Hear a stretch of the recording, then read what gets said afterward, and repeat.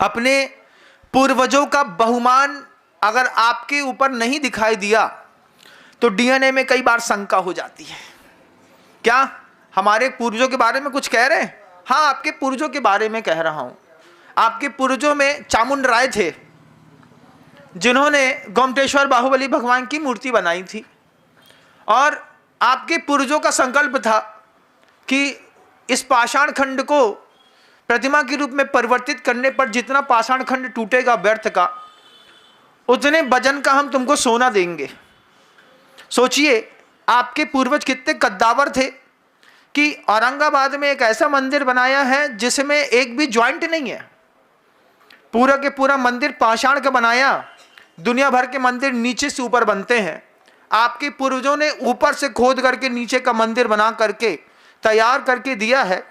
उनकी थोड़ी बहुत गंध तो आपके अंदर भी आनी चाहिए, नहीं आनी चाहिए? तपस्या की बात हो तो हमसे मिलो, और दान की बात हो तो भी शावक दिल ठोक के कहे कि महाराज हमसे मिलो, क्योंकि हमारे पूर्वजों की खुशबू हमारे अंदर कुछ तो दिखाई देनी चाहिए। एक डीएनए है ना, एक डीएनए से अपन जीने वाले लोग हैं। अपने पूर्वजों का एक सफल सुंदरतम इतिहास तो देखिए कि क्या गजब का था। संस्कृति की रक्षा करने के लिए हमारे पूर्वजों ने अकलंक और निकलंक पैदा किए। संस्कृति की रक्षा करने के लिए हमारे पूर्वजों ने शेष सुदर्शन जैसा गृहस्थ पैदा किया। संस्कृति की रक्षा करने के लिए हमारे घर के अंदर सीता, द्रौपदी, अंजना की लिए परिभाषाएं, बेटियां अपने आप सीता, संजना और अंजना नहीं बन जाती हैं।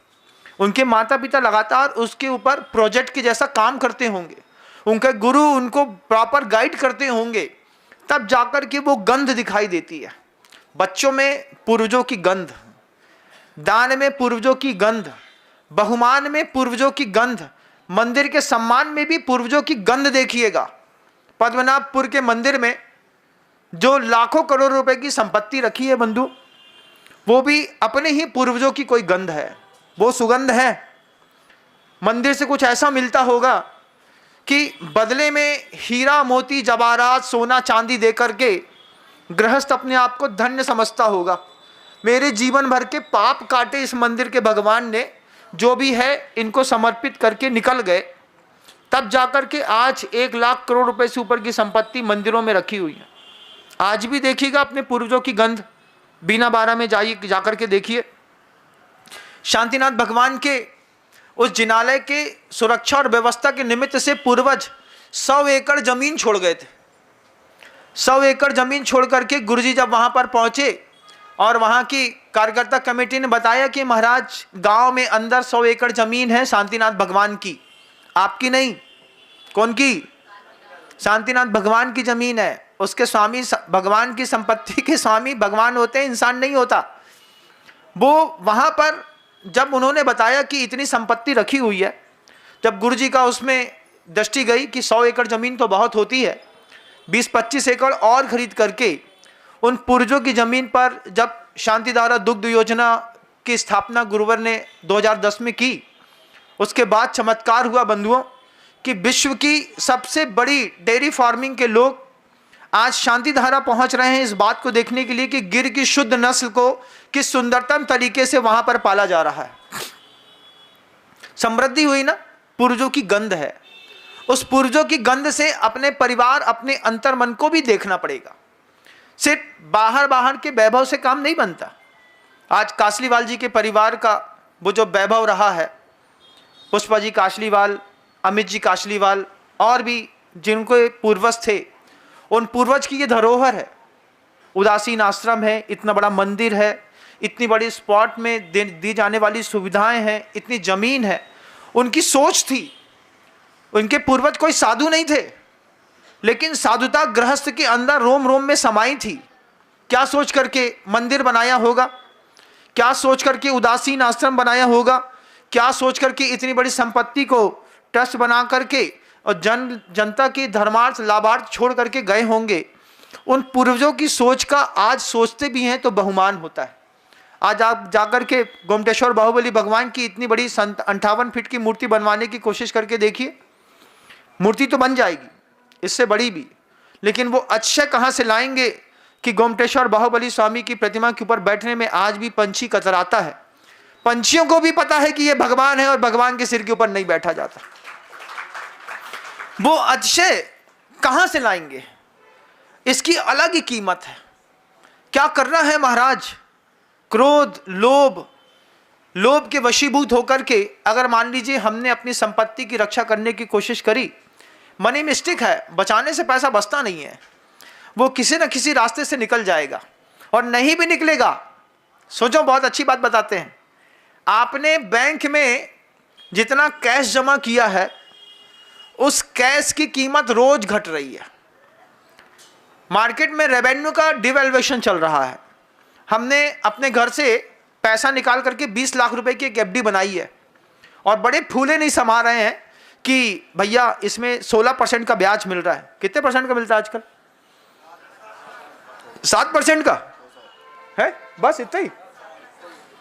हमारे टाइम में तो 16% का मिलता था, 7% का ब्याज मिलता है। अब सोचिए, आपने 20 लाख रुपए आज से 20 साल पहले एफडी बना करके बैंक में रखे थे। 20 लाख रुपए का 20 साल पहले सोना कितना आता था? कितना आता होगा? 3300 रुपए का सोना था हमारे टाइम पे, हमको याद है। आपको याद है? आज 75,000 रुपए से 80,000 90,000 रुपए का सोना हो गया है। तो मार्केट में आपकी कैश करेंसी का डिवैल्यूएशन एवरी टाइम होता है। 50 रुपए में मिलने वाली चीज़ आज 200 की मिलती है, तो 4 टाइम्स आपकी करेंसी का डिवैल्यूएशन हो गया।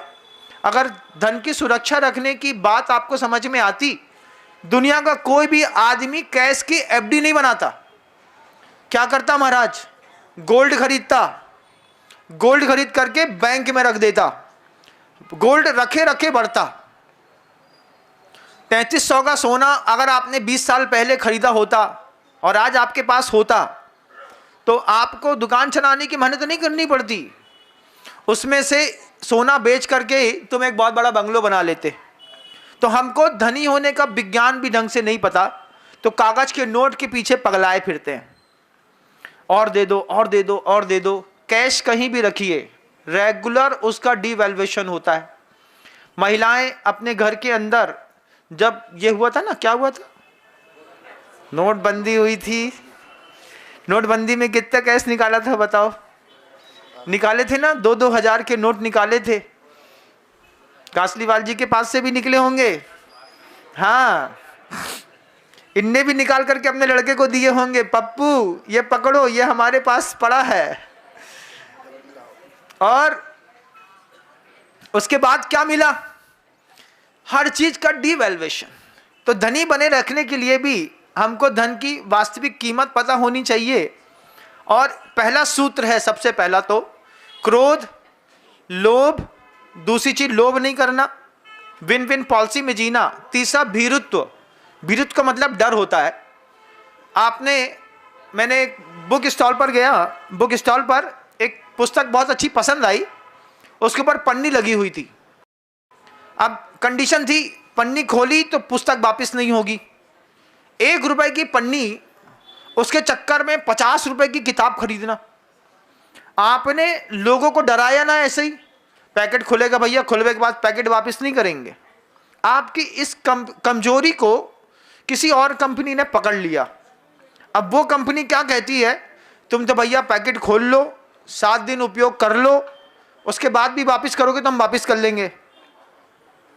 तो अमेजॉन जैसी कंपनियां जो थी, इन्होंने आपकी एक डराने वाली धमकाने वाली पॉलिसी को चेंज कर दिया।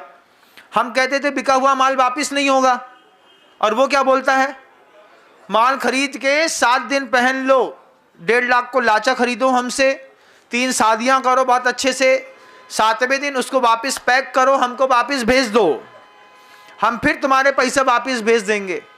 इनने क्या किया कि जब हम सब डराते थे लोगों को बिजनेस सेक्टर पे, इन्होंने बड़ी बड़ी कंपनियों ने आदमी के दिमाग का डर खत्म कर दिया। जजनीन दोस्तों, अगर आपको मेरी वीडियो अच्छी लगती है तो प्लीज़ मेरे चैनल को लाइक, शेयर, सब्सक्राइब करिए और इसी तरह से अपना प्यार देते रहिए। धन्यवाद।